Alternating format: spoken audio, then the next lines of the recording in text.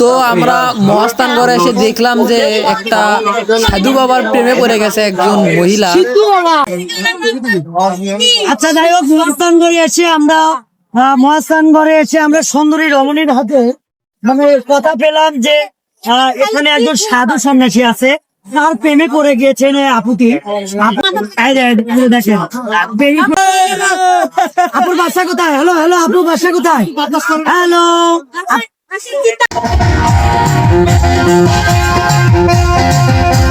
কি করে